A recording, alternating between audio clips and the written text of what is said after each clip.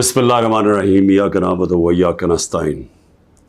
میرے پاکستانیوں، میں ابھی رات کے تقریباً 12 بجنے لگے ہیں، تو میں آپ کے سامنے صرف مختصر بات کرنا چاہتا ہوں، اور وہ بات ہے یہ جو سارا توشہ خانہ کا ڈرامہ چل رہا ہے۔ تو میں یہ واضح کر دوں کہ یہ ضروری آپ کا سمجھنا ہے کہ توشہ خانہ یہ ہے کیا۔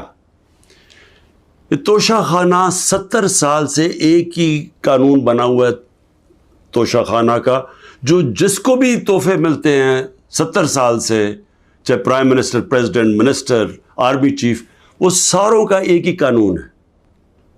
اسی قانون کے مطابق جو بھی توشہ خانہ سے میں نے چیزیں لی، اس قانون کے مطابق چلا۔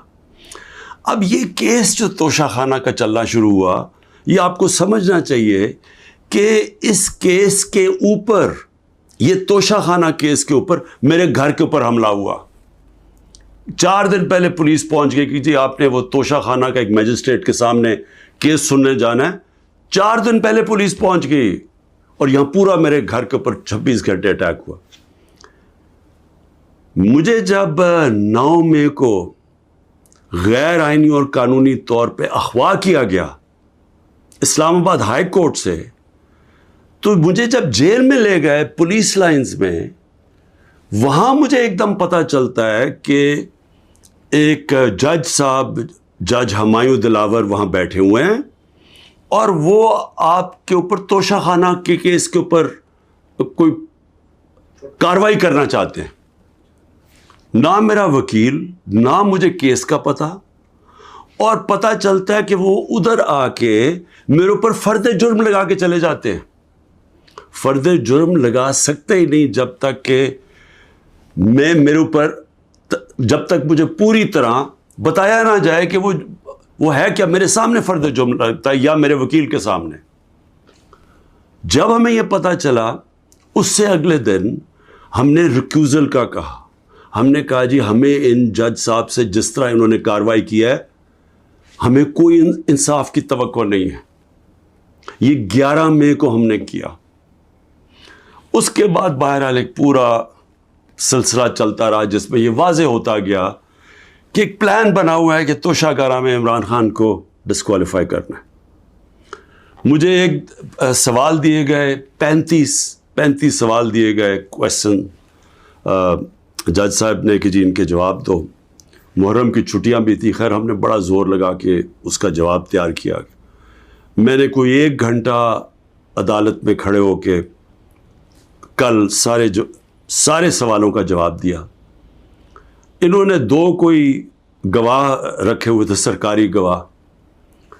کوئی بھی ایسی چیز نہیں تھی جو میں نے 35 سوالوں میں جواب نہیں دیے، ایک ایک چیز کا جواب دیا۔ اور ایک جگہ جو یہ بات کدھر پھنس رہی تھی جی، کہ آپ نے جی یہاں توشہ خانہ نہیں لکھا، یعنی ہم نے سارے پیسے سب ڈکلیئرڈ تھے، جتنے توشہ خانہ کے پیسے تھے بینک میں ڈکلیئرڈ تھے، وہ سارے میرے الیکشن کمیشن کے سامنے ڈکلیئرڈ تھے، وہ میں جو ایف بی آر تھی اس کے سامنے ڈکلیئرڈ تھی، ویلتھ ٹیکس میں ڈکلیئرڈ تھا، سب کچھ ڈکلیئرڈ ہے۔ ایک جگہ پہ کہتے جی یہ پیسہ تو ہے، لیکن یہاں اس کے اوپر توشہ خانہ نہیں لکھا۔ اب یہ میرے اکاؤنٹنٹ نے بھرا ہوا تھا، 40 سال سے میری وہی اکاؤنٹنگ فرم ہے۔ تو میں نے اپنے گواہ میں لکھا کہ یہ اکاؤنٹنٹ کا کام ہے آ کے آپ کو ایکسپلین کرے، پیسے تو ہیں کہ جی اس نے توشہ خانہ پیسے کے آگے لکھا یا نہیں لکھا۔ حالانکہ وہ اکاؤنٹنٹ کلیئر ہے کہ قانونی طور پہ اس نے ٹھیک کیا، اب وہ اکاؤنٹنٹ نے آنا تھا۔ آج پتہ چلتا ہے جج صاحب کہتے ہیں جی 1 گھنٹے میں گواہ کو پروڈیوس کرو۔ گواہ راستے میں ہوتا ہے، کہتے اب ہم نے کینسل کر دیا، اب کوئی گواہ آپ سامنے نہیں لا سکتے۔ میں یہ سوال پوچھتا، یہ کوئی ملٹری ٹرائل ہو رہا ہے، میرا رائٹ، میرا حق ہے فیئر ٹرائل کے لیے، یعنی ایک دم گواہ کینسل کر دیے۔ میں نے کوئی 5-6 گواہ لے کے آنے تھے تاکہ وہ ایکسپلین کرے، جو 35 کویسچنز انہوں نے بھیجے ان کے جواب میں مجھے موقع تو ملے کہ اگر کوئی پوچھے، میرے وکیل ان کو سمجھانے کے لیے گواہ تو اس لیے ہوتے ہیں، گواہی سارے کینسل کر دیے، اور آج اب ایسے لگ رہا ہے کہ کل فرد جرم قائم کر دیں گے. یعنی مجھے سمجھ نہیں آ رہی کہ یہ جلدی اتنی کیا ہے. کیا کل 2 دن، آج گواہ آ جائے، کل گواہ آ جائے، اس کے بعد پھر آپ نے جج صاحب فیصلہ کرنا ہے وہ آپ نے کرنا ہے. لیکن مجھے تو موقع ملے کہ ہر دنیا میں ایک موقع ملتا ہے انسان کو فیئر ٹرائل کا، وہ مجھے موقع دینا چاہیے. اور ابھی سپریم کورٹ میں یہ بھی کہہ دوں کہ ہم نے ریکیوزل کا بھی ان جج صاحب کا کہا ہوا ہے کہ ہمیں ان کے اوپر اعتماد نہیں ہے. وہ پڑا ہوا ہے اسلام آباد ہائی کورٹ میں. وہ اسلام آباد ہائی کورٹ بدقسمتی سے فیصلہ نہیں کر رہے چیف جسٹس صاحب.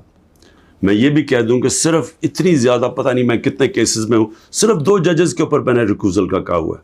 ایک اسلام آباد ہائی کورٹ کے چیف جسٹس اور دوسرے یہ جسٹس دلاور. یہ میرا رائٹ ہے کہ اگر میں سمجھ رہا ہوں مجھے انصاف نہیں مل رہا تو میرا یہ حق ہے کہ میں ان کو ریکیوز کرواؤں، ان کو کہوں کہ کسی اور کو بھیج دے. اب وہاں بھی فیصلہ نہیں ہو رہا اسلام آباد ہائی کورٹ میں.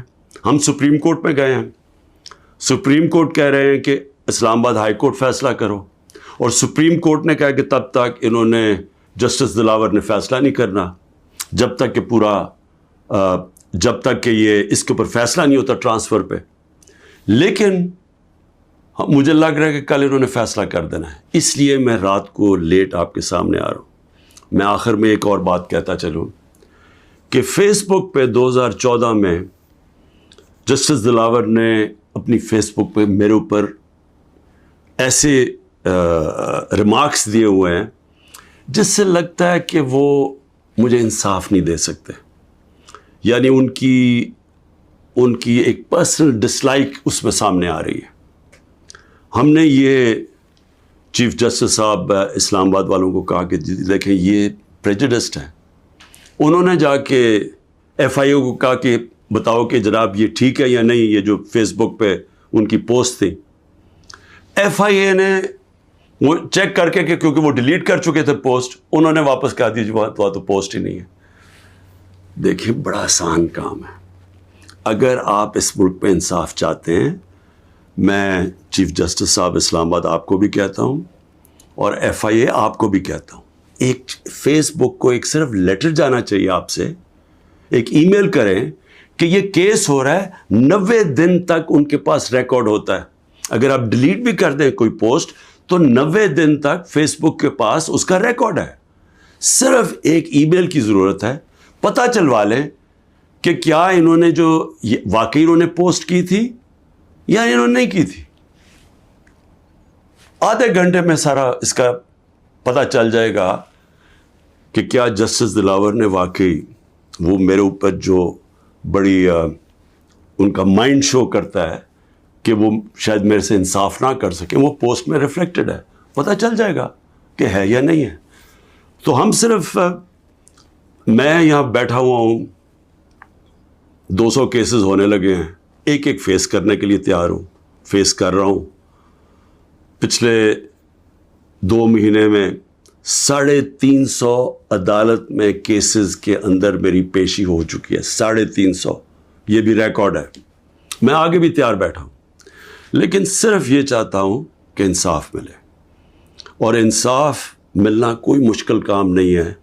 اگر صرف مجھے یہ موقع دیا جائے کہ اگر میں یہ سمجھتا ہوں کہ کوئی جج میرے سے انصاف نہیں کر رہا تو یہ میرا حق ہے کہنا کہ جی ٹرانسفر کر دیں کیس کسی اور جج کو. تو میں ابھی بھی امید رکھتا ہوں کہ کل فیصلہ کرنے سے پہلے اسلام آباد ہائی کورٹ اور سپریم کورٹ میری بات سنیں گے تاکہ مجھے فیئر ٹرائل مل سکے. شکریہ.